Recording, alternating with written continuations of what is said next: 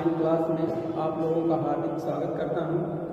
आज हम क्लास 9 में जो टॉपिक पढ़ा रहे थे संस्थाओं का कामकाज में राष्ट्रपति के बारे में आप लोगों को बताएंगे, क्योंकि हमने लोकसभा राज्यसभा के बारे में संसद के 2 अंगों के बारे में पढ़ा चुके हैं। अब हम आगे जो है राष्ट्रपति जो संसद का तीसरा प्रमुख अंग होता है उसके बारे में हम आप लोगों को बताएंगे। सबसे पहले देखेंगे जो राष्ट्रपति का जो वर्णन है, जो हमारे संघीय कार्यपालिका का वर्णन है, वह भाग 5 से शुरू होता है और अनुच्छेद आप देखेंगे 52 से 151 तक इसमें इसका वर्णन किया गया है। इसके बाद हम देखेंगे जो अनुच्छेद 52 में सबसे पहले कहा गया कि भारत का एक राष्ट्रपति हो, यानी हमारे देश में जो सबसे प्रमुख प्रथम नागरिक बोला जाता है राष्ट्रपति, वह भारत का एक नागरिक होगा। अनुच्छेद 52 में एक संविधान में लिखा है। उसके बाद आप देखेंगे अनुच्छेद 53 में कहा गया राष्ट्रपति जो होगा वह कार्यपालिका संघ का जो है संवैधानिक प्रधान होता है और वह अपने अधीनस्थ स्वयं तथा अपने अधीनस्थ सभी अधिकारियों के द्वारा जो है देश पर शासन करता है। और इसके बाद आप देखेंगे कि संवैधानिक का मतलब होता है कि नाम मात्र का, कहने का मतलब जितनी भी देश की सारी कार्रवाई होती है वह सभी राष्ट्रपति के नाम से होती है, लेकिन वास्तविक जो है कार्यपालिका शक्ति होती है वह प्रधानमंत्री में होती है। प्रधानमंत्री वास्तविक कार्यपालिका के रूप में कार्य करता है, लेकिन नाम मात्र के रूप में अगर कहा जाएगा तो केवल राष्ट्रपति के नाम से ही सारी व्यवस्था की जाती है, इसे नाम मात्र कहा जाता है, लेकिन पावर किसके पास होती है? प्रधानमंत्री के पास। अब हम देखेंगे अगर आप राष्ट्रपति बनना चाहते हैं तो राष्ट्रपति के लिए कुछ योग्यता निर्धारित की गई है। उन योग्यताओं को हम देखेंगे। सबसे पहले आप देखेंगे योग्यता क्या होती है। इसका अनुच्छेद आप देखेंगे 58 में योग्यता का वर्णन किया गया है कि योग्यता करनी चाहिए राष्ट्रपति की योग्यता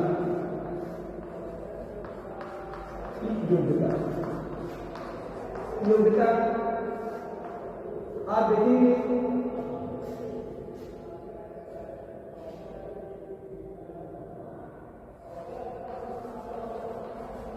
क्वालिफिकेशन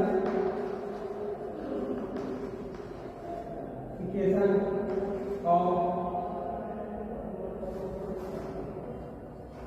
प्रेसिडेंट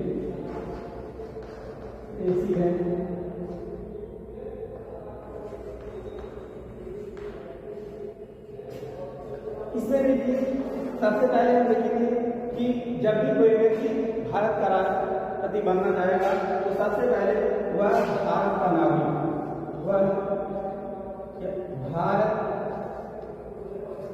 वह भारत का नागरिक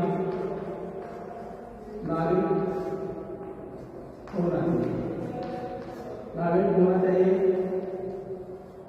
इसके बाद देखेंगे दूसरा पॉइंट, वह व्यक्ति 35 वर्ष की आयु पूरी कर चुका हो। तीसरी बात, वह व्यक्ति न्यायालय द्वारा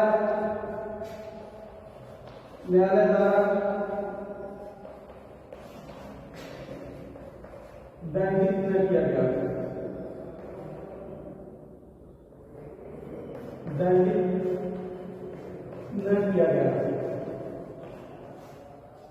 गया हो। तीसरा पॉइंट, चौथा पॉइंट आप देखेंगे। चौथे पॉइंट में राष्ट्रपति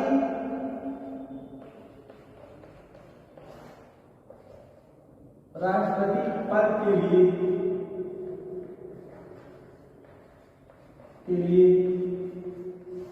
व्यक्ति को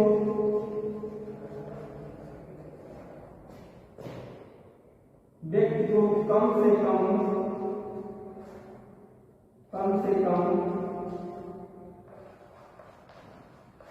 से कम 50 लोगों के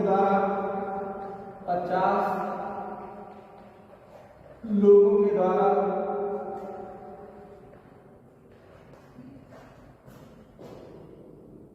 अनुमोदन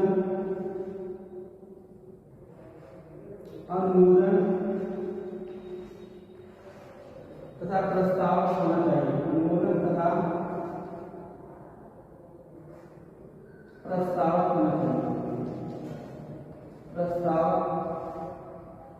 होना चाहिए।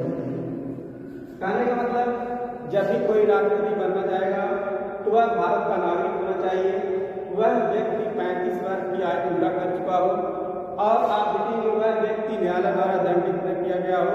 और अगला पॉइंट में आप देखेंगे कि जब भी कोई राष्ट्रपति बनेगा उसके कम से कम 50 लोगों के द्वारा अनुमोदन और प्रस्ताव होना चाहिए, 50-50, ताकि वह लोग मतलब इससे चलता है पता कि कम से कम हम इनको जानते हैं, ये हमारे देश के राष्ट्रपति बनने जा रहे हैं, सभी लोगों के पहचान होनी चाहिए कि कोई ऐसा आदमी न बैठ जाए जिससे देश को नुकसान हो जाए। इस कारण से प्रस्ताव अनुमोदन होने चाहिए। इसके बाद आप देखेंगे कि वह जो राष्ट्रपति बनना चाहेगा वह व्यक्ति किसी भी सरकारी लाभ के पद पर न हो, चाहे केंद्र सरकार चाहे राज्य सरकार में न हो, और कम से कम आप देखेंगे 15,000 रुपया जमानत स्वरूप उसको जमा करना पड़ता है। यदि वह चुनाव में आप देखेंगे 1/6 वोट नहीं पाता है अगर, तो वह उसकी जमानत जो है जब्त कर ली जाती है। इस तरह से आप देखेंगे यह राष्ट्रपति बनने के लिए व्यक्ति की योग्यता होनी चाहिए। इसके बाद हम देखेंगे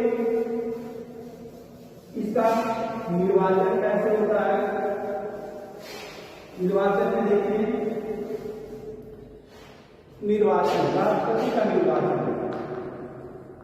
राष्ट्रपति का निर्वाचन आप देखेंगे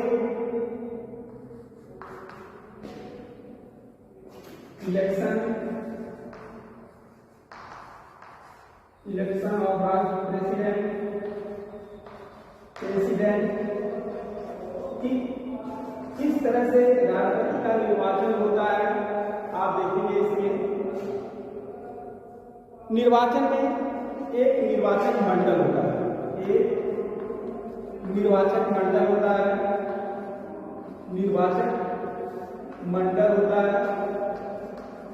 मंडल में आप देखेंगे जो सदस्य होते हैं, इसमें आप देखेंगे निर्वाचक मंडल में राष्ट्रपति के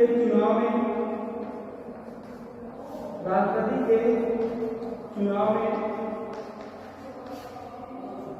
लोकसभा के निर्वाचित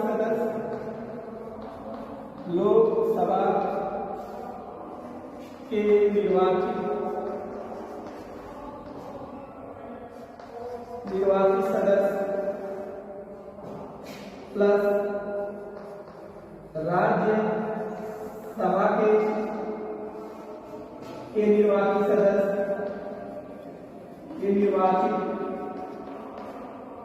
निर्वाचित सदस्य,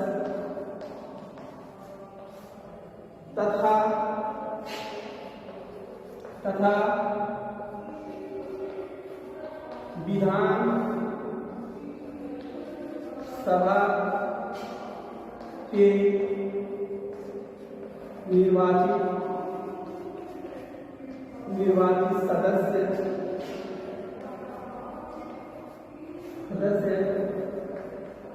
भाग लेते हैं। तो हम कह सकते हैं कि राष्ट्रपति का निर्वाचन आयोग के द्वारा व्यवस्था की जाती है और इसमें एक निर्वाचक मंडल होता है। निर्वाचक मंडल में आप देखेंगे राष्ट्रपति के चुनाव में लोकसभा के सदस्य, राज्यसभा के निर्वाचित सदस्य तथा विधानसभा के निर्वाचित सदस्य भाग लेते हैं। इसमें आप देखेंगे जो विधानमंडल है उसमें विधानसभा भाग लेती है, लेकिन राज्यसभा भाग और विधान परिषद भाग नहीं लेती है, क्योंकि इसमें देखेंगे विधान परिषद जो होती है यह कुछ ही राज्यों में है, इस कारण से यह भाग नहीं लेती है और विधानमंडल में विधानसभा भाग लेती है। इस तरह से आप देखेंगे लोकसभा, राज्यसभा और विधानसभा के सदस्य भाग लेते हैं। और वो भी सदस्य कौन भाग लेते हैं? जो निर्वाचित सदस्य होते हैं। आप देखेंगे निर्वाचित सदस्य में जैसे आप देखेंगे 545 सीटें होती हैं लोकसभा में, और इसमें आप देखेंगे 543 सदस्य भाग लेते हैं।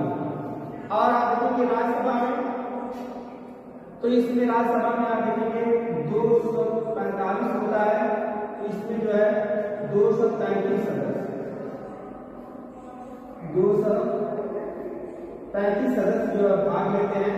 और 12 जो राज्यसभा में मनोनीत किए जाते हैं वह सदस्य भाग नहीं लेते हैं। और इसमें जो एंग्लो इंडियन जो मनोनीत किए जाते हैं वह सदस्य भाग नहीं लेते हैं। अर्थात हम कह सकते हैं कि राष्ट्रपति के निर्वाचन में जो है लोकसभा के निर्वाचित सदस्य, राज्यसभा के निर्वाचित सदस्य तथा विधानसभा के निर्वाचित सदस्य जो है राष्ट्रपति के निर्वाचन में भाग लेते हैं।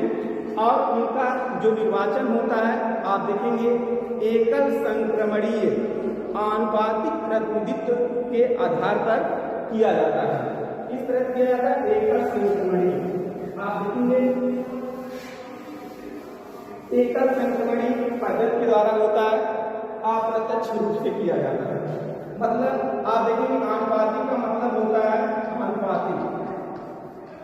आनुपातिक प्रणाली का मतलब होता है आप देखेंगे जैसे मान लीजिए जैसे 2 सदस्य या 3 सदस्य राष्ट्रपति के चुनाव में भाग लेते हैं, तो जहां ये 2 सदस्य हैं यहाँ पे आप 1 नंबर 2 नंबर पे आप देखेंगे, तो जो भी निर्वाचित सदस्य होते हैं अपना वोटिंग करते हैं इस तरह से। और ये वोटिंग का मतलब जैसे इसमें वरीयता क्रम दिया जाता है, जैसे आप उसको प्रथम वोट देना चाहते हैं या लाइक करते हैं वह अपने वरीयता क्रम में उसको वोट देंगे। जैसे हम मान लीजिए पहले नंबर हम इनको लाइक कर रहे हैं, पहला नंबर दे रहे हैं, दूसरा दे रहे हैं, इनको तीसरा दे रहे हैं, और कोई दूसरा व्यक्ति आता है चुनाव करता है उनको दूसरा देता है, इनको पहला लाइक करता है और इनको तीसरा। इस तरह से आप देखेंगे इनके जो वोट का जो वरीयता क्रम में दिया जाता है, इस कारण से इसे आनुपातिक प्रणाली कहते हैं। अब आप देखेंगे जो एकल संक्रमणी होता है, एकल संक्रमणी का मतलब होता है जैसे इन तीनों सदस्य में आप देखेंगे जब काउंटिंग होती है तो इसमें एक सदस्य मान लीजिए इसका जो है जैसे लोग इसका 3 आ गया, इसको मान लीजिए 2 कर लीजिए, 1 कर लीजिए, इसमें मान लीजिए 4 आ जाता है, इसमें 2 आ जाए और इसमें 6 आ जाए। तो आप देखेंगे इसमें सबसे कम जो है दूसरे वाले को मत दिया गया है, इस कारण से इसको हम समाप्त कर देंगे। और ये मत जो होता है जब लास्ट में आप देखेंगे यह मत एक पहले को तीसरे में बट जाता है, इसको कहते हैं एकल संक्रमणी प्रणाली। इस तरह से आप देखेंगे राष्ट्रपति के चुनाव में आनुपातिक प्रणाली और एकल संक्रमणी प्रणाली के द्वारा चुनाव होता है। इस तरह से हम आगे देखेंगे निर्वाचन हो गया। इसके बाद आप देखेंगे इसका जो है कार्यकाल क्या होता है, इसको कहते हैं टेन्योर इंग्लिश में। और कार्यकाल आप देखेंगे राष्ट्रपति का कार्यकाल कितने वर्ष के लिए होता है? 5 वर्ष के लिए। कितने वर्ष के लिए होता है? 5 वर्ष के लिए होता है। कुछ कंडीशन में आप देखते हैं यदि राष्ट्रपति चाहे अपना त्याग पत्र दे दे तो उस दौरान जो है यह कार्यकाल उसका कम हो सकता है और 6 महीने के अंदर फिर चुनाव करवाया जा सकता है।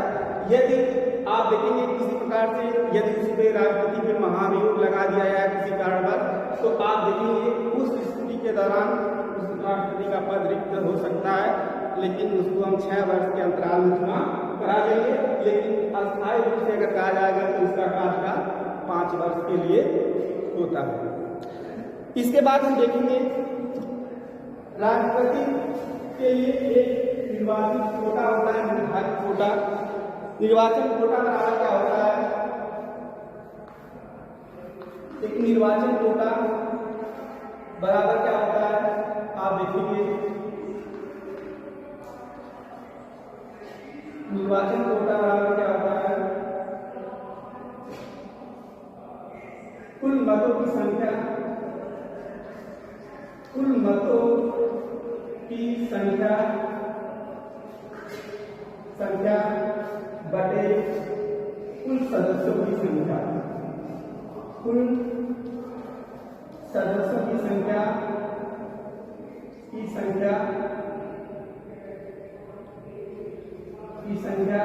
प्लस 1।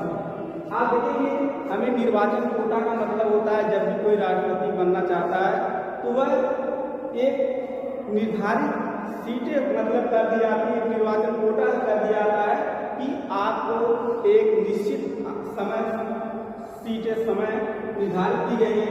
जैसे इसमें होता है 1/6 सीट आपको प्राप्त करना है। आने वाला मान लीजिए 60 सीट है, उसमें 1/6 करेंगे तो 10 सीटें मतलब 60 में 10 सीटें अगर वह प्राप्त करता है तो एक तरह से उसका निर्वाचन कोटा निर्धारित कर दिया है कि आपको इतना पास होना है।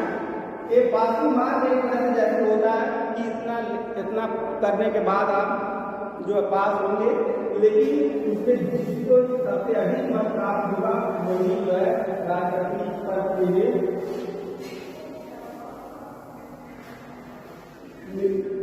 स्वीकृति प्रदान किया जाएगा। अब आप देखेंगे इस तरह से और राष्ट्रपति का निर्वाचन कोटा हो गया। इस प्रकार आप देखेंगे राष्ट्रपति के कार्य और शक्तियां। राष्ट्रपति के कार्य एवं शक्तियां। राष्ट्रपति के आप देखेंगे जो कार्य होते हैं वह 2 रूपों में बढ़ जाते हैं। 2 रूपों में एक होता है यहाँ पे नंबर 1 पे सामान्यकालीन शक्तियां, सामान्यकालीन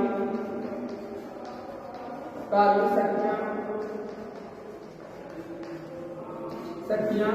दूसरा आप देखेंगे यहाँ पे आपातकालीन, इमरजेंसी होता है, आपातकालीन शक्तियां।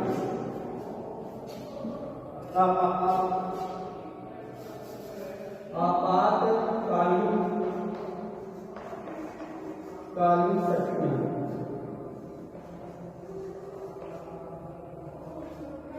तो इस प्रकार से आप देखेंगे यहाँ पे 2 प्रकार की शक्तियां प्रदान की गई हैं। इसमें आप देखेंगे जो है कानून निर्माण संबंधी कार्य, कानून निर्माण संबंधी कार्य। दूसरा आप देखेंगे जो है नीतियां संबंधी कार्य,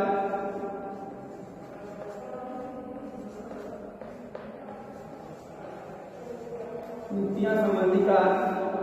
तो कहने का मतलब जैसे कानून का निर्माण करना, आपको बताया गया कि जब भी कोई कानून बनता है कि लोकसभा से होकर राज्यसभा में गुजरता है, फिर वह जो फाइनल 2/3 बहुमत राज्यसभा से पारित होकर के राष्ट्रपति के पास जाता है तो वह कानून बनता है जब उसकी मुहर लग जाती है। तो इस तरह से हम कह सकते हैं कि राष्ट्रपति का जो काम होता है यह कानून निर्माण संबंधी कार्य है। इसके बाद देखेंगे नीतियां संबंधी कार्य। आप देखेंगे जितने भी चाहे मुख्य न्यायाधीश की नियुक्ति हो, प्रधानमंत्री की नियुक्ति हो और सभी लोग जितने भी आयोग हैं उन सभी की नियुक्तियों में आप देखेंगे राज्यपाल की नियुक्ति हो। इस तरह से नियुक्तियां संबंधी भी अधिकार दिया गया है राष्ट्रपति को और यह सभी कार्य नियुक्तियां संबंधी करते हैं। इसके बाद आप देखेंगे कार्यपालिका का संवैधानिक अध्यक्ष होता है। एक तरह से कार्यपालिका का सबसे प्रमुख अध्यक्ष तीनों सेनाओं का अध्यक्ष होता है। कौन होता है? राष्ट्रपति होता है, जो सभी स्थितियों में परिस्थितियों में वह इसकी देखरेख करता है। कार्यपालिका का संवैधानिक प्रधान होता है। फिर आप देखेंगे आगे हम इसको देखेंगे जो आपातकालीन शक्तियां हैं, यह राष्ट्रपति को संकट के घड़ी में इस तरह से देश की सुरक्षा करना है, इसको संविधान में इसका वर्णन किया गया है। आप देखेंगे जो आपातकालीन शक्तियां हैं इसमें इमरजेंसी पावर जो दी गई है, आप देखेंगे 352 अनुच्छेद में अनुच्छेद 352 अनुच्छेद कहता है कि यदि कोई बाहरी देश हमारे देश पर आक्रमण कर दे, उस दौरान राष्ट्रपति को एक पावर है कि वह राष्ट्र के हित को देखते हुए राष्ट्रपति जो है आपातकाल की घोषणा कर सकता है और उस दौरान वह हर संभव तीनों सेनाओं का प्रयोग करके देश की सुरक्षा करने का प्रयास करता है। तो यह अनुच्छेद 52 में कहता है। और आप देखेंगे अनुच्छेद 356, अनुच्छेद 356 में आप देखेंगे कि यदि आप देखेंगे किसी राज्य में संवैधानिक तंत्र जो होता है विफल हो जाता है, तो उस दौरान आप देखेंगे जो संवैधानिक तंत्र जिस राज्य में विफल होता है वहाँ का राज्यपाल तुरंत देखता है और यह जब विधानसभा भंग हो जाती है उस दौरान राज्यपाल जो है राष्ट्रपति को सूचना देता है और फिर जो उस समय जब शासक नहीं चल रही होती है तो उसके दौरान राष्ट्रपति उस राज्य में राष्ट्रपति शासन लागू कर देता है और उस जब तक कि विधानसभा का जो है मुखिया नहीं चुन लिया जाता है अर्थात मुख्यमंत्री का चुनाव नहीं हो जाता है, तब तक 6 महीने के अंदर वह राज्यपाल के द्वारा वहाँ पे राष्ट्रपति शासन की व्यवस्था को सुचारू रूप से चलाई जाती है। तो इस तरह से आप देखेंगे 360 जो है यह अनुच्छेद आपातकाल में ही है, लेकिन अभी हमारे देश में किसी प्रकार से कभी वित्तीय संकट की घोषणा नहीं हुई है। यह अनुच्छेद 360 में कहा गया है यदि कोई वित्तीय संकट आने पर ऐसी कोई परिस्थिति आती है तो राष्ट्रपति के पास पावर होती है, वह सभी कार्यों को सही तरीके से संचालित करेगा, उससे निपटने के लिए हर संभव प्रयास करेगा। तो यह सब थे राष्ट्रपति से संबंधित और इसका राष्ट्रपति का जो है जो आप देखते हैं इसको रहने के लिए सारी व्यवस्था दी जाती है, राष्ट्रपति भवन मिलता है, सारी सुविधाएं दी जाती हैं और इनका वेतन जो है लगभग आप देखेंगे राष्ट्रपति का 5 लाख तक निर्धारित होता है और यह सारी व्यवस्था किसी के नाम से संचालित होती है, देश की सारी शासन व्यवस्था और जितने भी कागजी कार्रवाई होती है सब राष्ट्रपति के नाम से होती है। लेकिन यह संवैधानिक प्रधान होता है कार्यपालिका का, लेकिन वास्तविक प्रधान अगर किसी को कहा जाएगा तो प्रधानमंत्री होता है। तो इस तरह से यह हमने राष्ट्रपति के बारे में आपको बताए और आप लोग इसको सही तरीके से याद कर लीजिए। थैंक्स।